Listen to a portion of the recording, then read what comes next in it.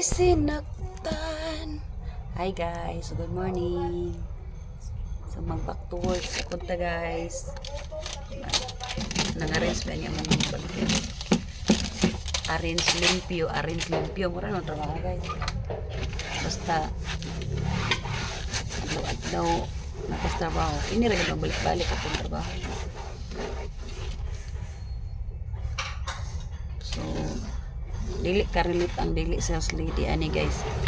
Ang trabaho sa sales lady mauni siya manghinlo, mga rinse, mga customer. So uban pa round. So round akong trabaho rin guys, mang presyo, mang update sa mga presyo, pilay presyo ani mauni muna. Memorize na ko ang presyo. So ani na gid na tong live sa working mom.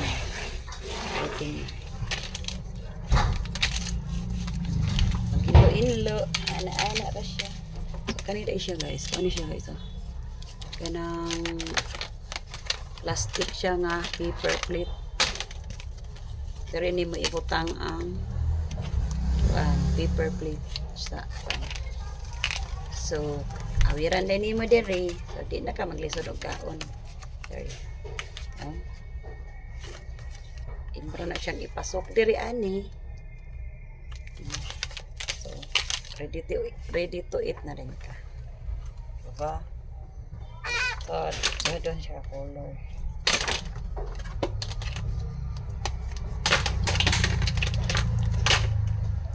So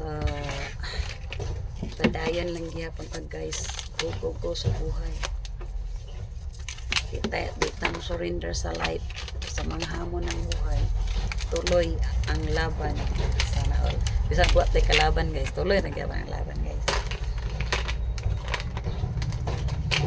Kay init man gitag trabaho. Kay og wa po tay trabaho guys, narata sa balay magsige og pongko. Sige og kanugayan magmarites. So mas maigid ni nata sa trabaho guys kay sa ako lang na experience guys, pila na pa ka years na nagtrabaho. Hapit na mag 15 years.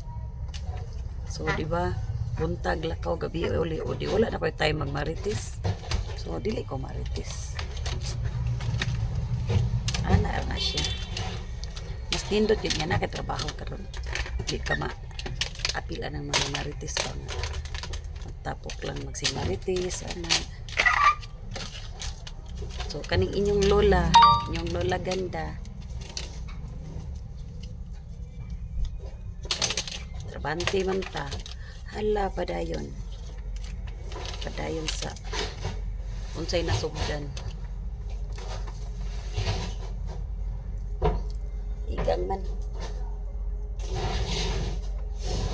igangan ko.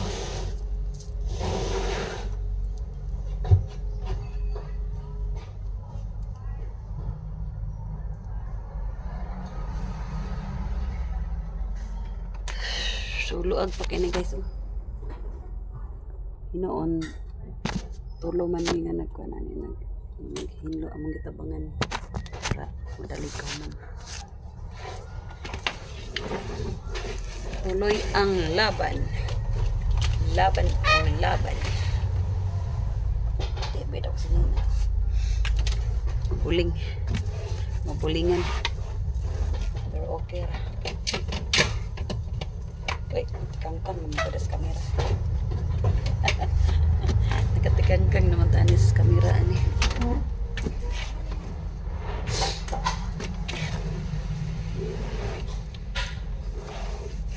So, ikan po ko sinugdanan guys. Dugay na po ko nagtrabaho guys. Kita mag-15 ka tuig. Pero wag yung kwarta guys.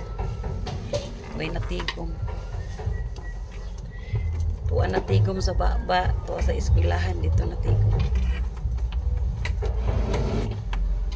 Sige lagot tayo kwarta guys. makita ra gyapon na pohon. Ang importante kapahumantag ko ano eskwela sa atong anak. Malay nato sila na pud pohon manarbaho. Kahumantas atong obligasyon. Ang obligasyon nato guys as a parent manggod pa-eskwela sa atong anak. Obligasyon nato naghatag sa ilang mga panginahanglan. So, mong ako focus lang ko sa trabaho. Isod po doon di ta ka pahuman sa atong anak kay mahayan o niya ta ba. Munang, mintras kaya pa sa power trabaho ta. Diba guys? Nagbalak na inyong guys, mommy nice. Ignore na guys. Thanks for watching. Bye. See you next vlog.